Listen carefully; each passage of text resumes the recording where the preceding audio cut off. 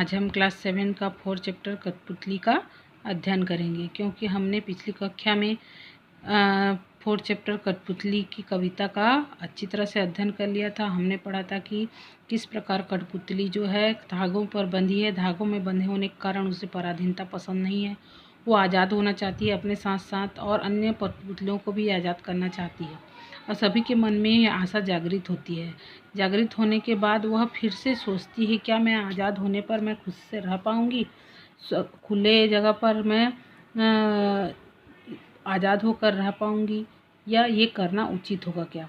वह एक बार फिर से विचार करने लगती है। तो हमने उसका कविता का पूरा अध्ययन किया। आज हम प्रश्नाभ्यास करेंगे। तो पहला प्रश्न है, कठपुतली को गुस्सा क्यों आया।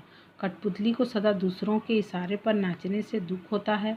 वह आज़ाद होना चाहती है, अपने पाँव में खड़ा होना चाहती है। धागे में बंधना और दूसरों के अधीन रहना कठपुतली को पसंद नहीं है, इसलिए उसे गुस्सा आता है। दूसरा नंबर में आएंगे, कठपुतली को अपने पाँव पर खड़े होने की इच्छा है, लेकिन वह क्यों नहीं खड़ी होती।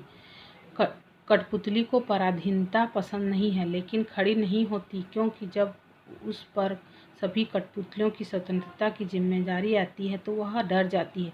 उसे ऐसा लगता है कि कहीं उसका उठाया गया कदम सबको मुश्किल में न डाल दे।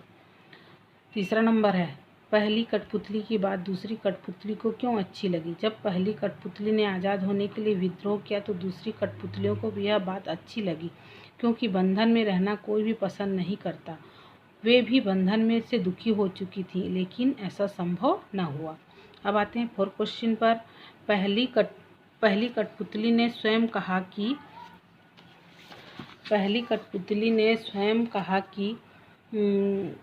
कि ये धागे उन्हें मेरे पीछे आगे उन्हें तोड़ दो, मुझे मेरे पाँव पर छोड़ दो।